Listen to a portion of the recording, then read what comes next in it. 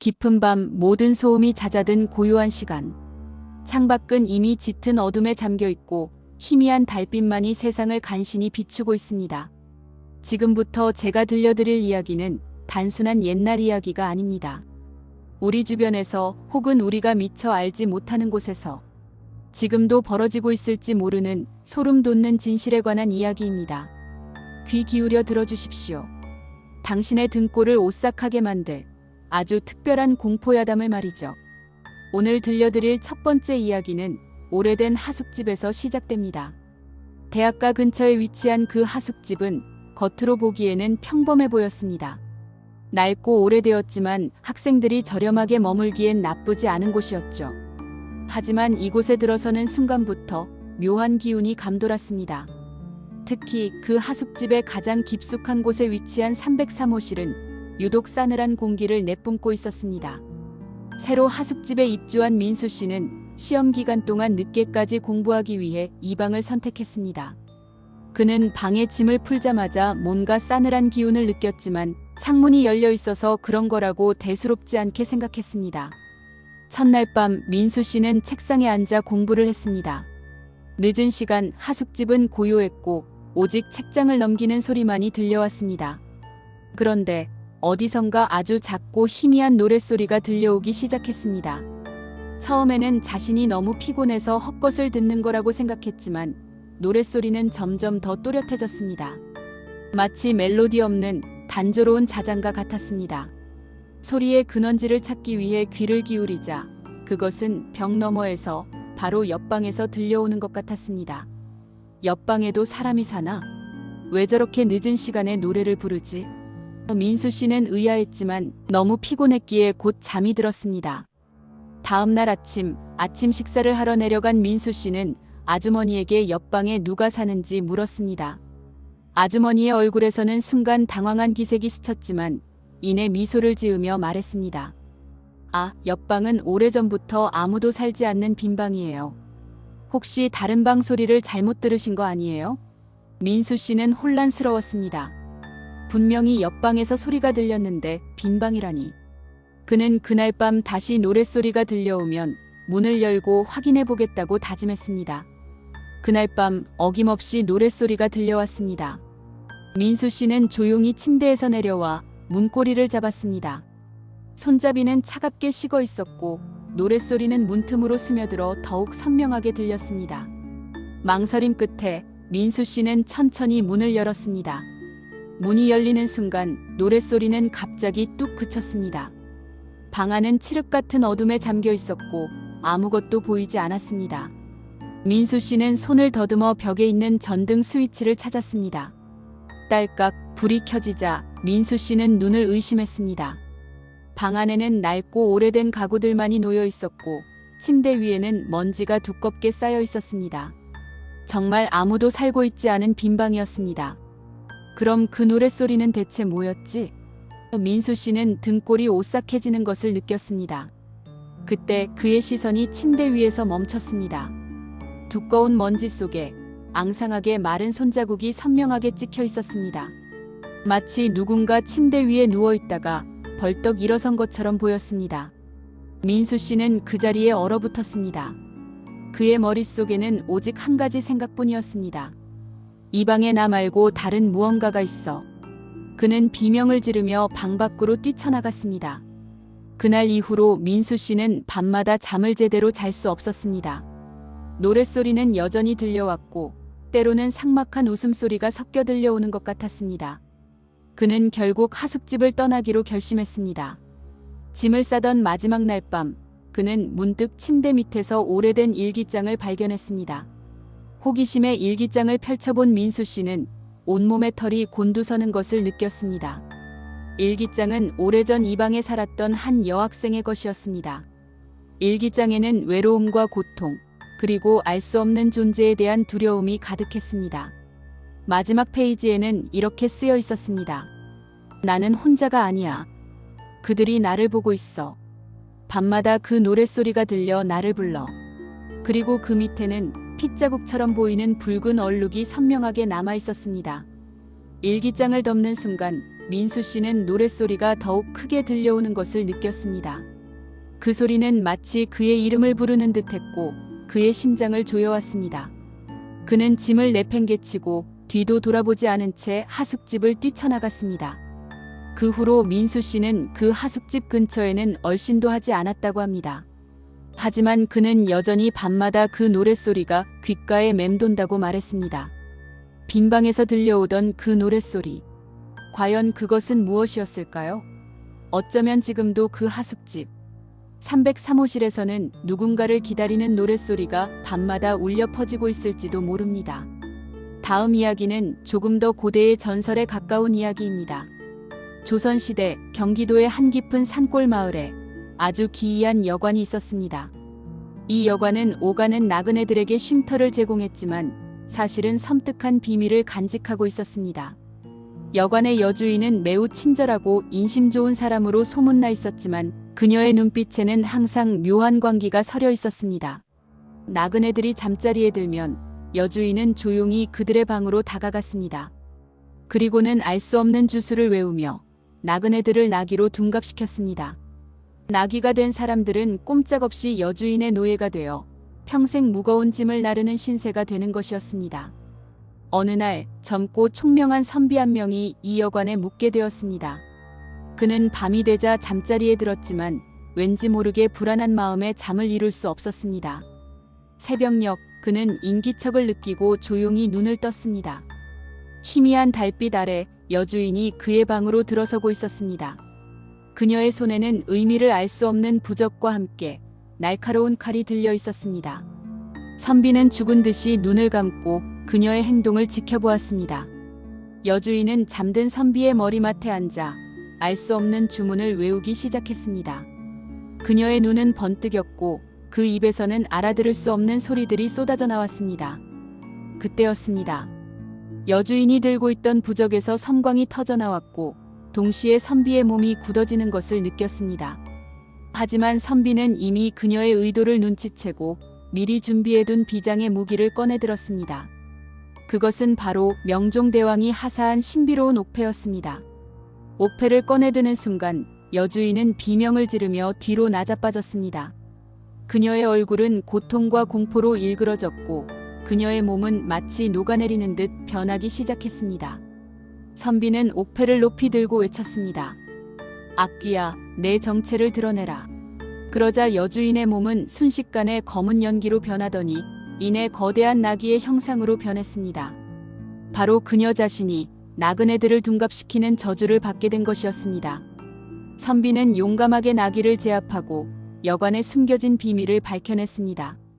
여관의 지하에는 수많은 나귀들이 갇혀 있었고 그들은 모두 여주인의 마법에 걸린 불쌍한 나그네들이었습니다. 선비는 옥패의 힘으로 저주를 풀었고 나귀들은 다시 인간의 모습으로 돌아올 수 있었습니다. 하지만 여주인이 변한 나귀는 그 저주가 너무나 강력하여 다시 인간으로 돌아올 수 없었습니다. 선비는 나귀가 된 여주인을 멀리 떨어진 산속으로 보냈고 그녀는 그곳에서 평생 외롭게 살았다고 전해집니다. 이 이야기는 겉모습에 속지 말고 항상 조심해야 한다는 교훈을 우리에게 일깨워줍니다. 그리고 인간의 탐욕이 얼마나 무서운 결과를 초래할 수 있는지를 보여주는 섬뜩한 경고이기도 합니다. 어쩌면 지금도 우리 주변의 친절한 미소 뒤에 감춰진 어두운 비밀이 있을지도 모릅니다. 이 이야기의 나그네들처럼 우리도 모르는 사이에 위험에 노출되어 있을지도 모르죠. 다음으로 이어질 이야기는 서울의 광희문에 얽힌 섬뜩한 괴담입니다. 조선시대 서울의 도성에는 여러 문이 있었는데 그중 하나가 바로 광희문이었습니다. 광희문은 다른 문들과는 달리 특이한 역할을 했습니다. 바로 시신을 내보내는 문이었죠. 도성 안에서 사람이 죽으면 그 시신은 반드시 광희문을 통해 밖으로 나가야 했습니다. 다른 문으로는 시신이 나갈 수 없도록 엄격하게 규정되어 있었습니다. 그래서 광희문은 시구문이라고도 불렸으며 늘 죽음의 그림자가 드리워진 음산한 곳이었습니다. 밤이 되면 광희문 주변은 인적이 끊기고 으스스한 바람 소리만이 들려왔습니다. 사람들은 해가 지면 광희문 근처에는 얼씬도 하지 않았고 밤에는 그곳을 지나는 것을 극도로 꺼려했습니다. 이 광희문에 얽힌 이야기는 한 병사의 경험담에서 시작됩니다. 어느 날 밤 광희문을 지키던 병사는 평소와 다름없이 보초를 서고 있었습니다. 그는 칠흑 같은 어둠 속에서 인기척을 느꼈습니다. 멀리서부터 누군가 다가오는 소리가 들렸지만 눈으로는 아무것도 보이지 않았습니다. 병사는 긴장하며 칼을 움켜쥐었습니다. 소리는 점점 더 가까워졌고 이내 희미한 그림자가 문 앞으로 다가섰습니다. 그것은 마치 사람의 형상을 하고 있었지만 너무나 흐릿해서 정확히 무엇인지 알 수 없었습니다. 병사가 누구냐? 하고 외치자 그림자는 움직임을 멈췄습니다. 그리고는 낮은 목소리로 이렇게 말했습니다. 나는 도성 안에 들어갈 수 없는 자다. 나를 광희문을 통해 들여보내다오. 병사는 소름이 돋았습니다. 도성 안에 들어갈 수 없는 자라면 대체 누구란 말인가? 그는 이내 그림자의 정체를 짐작했습니다. 그것은 이승을 떠나지 못하고 떠도는 망자의 혼이었던 것입니다. 병사는 두려움에 사로잡혔지만 자신의 임무를 저버릴 수 없었습니다. 그는 단호하게 외쳤습니다. 이곳은 죽은 자만이 나갈 수 있는 문이다. 산자는 결코 들어올 수 없다. 그러자 그림자는 섬뜩한 웃음소리를 내더니 이내 바람처럼 사라져버렸습니다. 병사는 그날 밤 이후로 밤마다 악몽에 시달렸다고 합니다. 꿈속에서 그는 셀 수 없이 많은 망자들이 광희문을 통해 들어오려고 하는 것을 보았고 그들의 원망 가득한 눈빛에 시달렸습니다. 결국 병사는 그 일을 계기로 병을 얻어 세상을 떠났다고 전해집니다. 광희문은 단순히 시신을 내보내는 문이 아니었습니다. 그것은 산자와 죽은 자의 경계선이었고 영혼들이 떠도는 통로였던 것입니다. 지금도 광희문 주변을 걷다 보면 왠지 모르게 싸늘한 기운이 느껴진다고 합니다. 혹시 당신도 광희문 근처를 지나게 된다면 발걸음을 조심하십시오. 어쩌면 당신도 그곳을 떠도는 망자들의 시선을 느낄지도 모르니 말입니다. 다음은 현대사회에서 벌어지는 조금 더 섬뜩하고 현실적인 괴담입니다. 바로 택배 괴담입니다. 요즘처럼 온라인 쇼핑이 활발한 시대에 택배는 우리 일상에서 떼려야 뗄 수 없는 존재가 되었습니다. 하지만 이 편리함 뒤에는 우리가 미처 알지 못하는 소름 돋는 이야기가 숨어 있습니다. 이 이야기는 혼자 사는 여대생 지현 씨의 경험담입니다. 지현 씨는 평소에도 온라인 쇼핑을 즐겨했고 택배를 받는 일은 일상다반사였습니다. 어느 날 그녀는 친구에게 보낼 생일 선물을 온라인으로 주문했습니다. 며칠 뒤 택배가 도착했다는 문자를 받았습니다. 지현 씨는 외출 중이었기에 현관문 앞에 놓아달라고 요청했습니다. 저녁 늦게 집에 돌아온 지현 씨는 현관문 앞에 놓인 택배 상자를 발견했습니다. 상자는 겉으로 보기에는 평범했지만 왠지 모르게 묘한 기운이 느껴졌습니다. 그녀는 대수롭지 않게 생각하고 상자를 들고 들어왔습니다. 상자를 열자 안에는 친구에게 보낼 선물과 함께 작은 종이 한 장이 들어 있었습니다. 종이에는 아무것도 쓰여 있지 않았지만 삐뚤빼뚤한 글씨체로 지연 씨의 이름이 적혀 있었습니다. 지연 씨는 이상하게 생각했지만 택배 기사님이 실수했나? 하고 넘어갔습니다. 그날 밤 지연 씨는 잠자리에 들었지만 왠지 모르게 불안한 마음에 잠을 이룰 수 없었습니다. 그때였습니다. 현관문 쪽에서 긁는 소리가 들려왔습니다. 마치 누군가 손톱으로 문을 긁는 듯한 소리였습니다. 지연 씨는 깜짝 놀라 이불을 뒤집어 썼습니다. 소리는 한동안 계속되다가 이내 뚝 그쳤습니다. 다음 날 아침 지연 씨는 현관문을 확인했습니다. 문에는 아무런 흔적도 없었습니다. 그녀는 밤새 들었던 소리가 꿈이었기를 바랐습니다. 그런데 그날 저녁 또 다른 택배가 도착했다는 문자가 왔습니다. 이번에는 자신이 주문하지 않은 택배였습니다. 지연 씨는 의아했지만 혹시 친구가 보낸 선물일까 하여 문 앞에 놓아달라고 했습니다. 집에 돌아온 지연 씨는 현관문 앞에 놓인 택배 상자를 보았습니다. 그런데 이번에는 상자가 어제보다 훨씬 더 낡고 찢어져 있었습니다. 그리고 상자 안에는 어제와 똑같은 종이 한 장이 들어 있었습니다. 종이에는 이번에도 지연 씨의 이름이 적혀 있었습니다. 그날 밤 긁는 소리는 더욱 커졌고 이번에는 노랫소리까지 들려왔습니다. 어둡고 음산한 노랫소리는 마치 그녀의 이름을 부르는 듯 했습니다. 지현 씨는 공포에 질려 경찰에 신고하려 했지만 손이 떨려 전화기를 잡을 수 없었습니다. 다음 날 아침 지현 씨는 용기를 내어 현관문을 열었습니다. 문 앞에는 어젯밤 받은 택배 상자가 놓여 있었고 상자 안에는 또 다른 종이가 들어 있었습니다. 이번 종이에는 이렇게 쓰여 있었습니다. 나는 너를 지켜보고 있다. 지현 씨는 그날 이후로 이사를 갔지만 여전히 그녀는 택배가 올 때마다 불안감에 시달린다고 합니다. 택배 상자 안에 숨겨진 섬뜩한 메시지, 그리고 밤마다 들려오는 기이한 소리.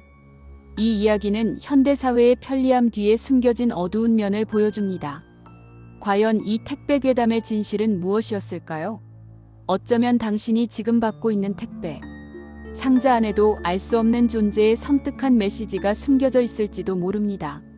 마지막으로 들려드릴 이야기는 조선시대 명종 원년에 벌어진 신비로운 사건에 관한 야사입니다. 한양의 어느 부유한 양반집에 김선비라는 젊은이가 살고 있었습니다. 김선비는 학식이 깊고 덕망이 높았지만 항상 세상사에 대한 미련을 버리지 못하고 있었습니다. 그는 언젠가 속세를 떠나 신선이 되고 싶다는 꿈을 가지고 있었습니다. 어느 날 김선비는 우연히 길을 가다가 낡고 허름한 서책 한 권을 발견했습니다. 서책은 오래되어 글씨가 희미했지만 그 내용은 놀라웠습니다. 서책에는 신선이 되는 방법과 영생을 얻는 비법이 적혀 있었습니다. 김선비는 서책의 내용에 매료되어 밤낮으로 비법을 연구했습니다.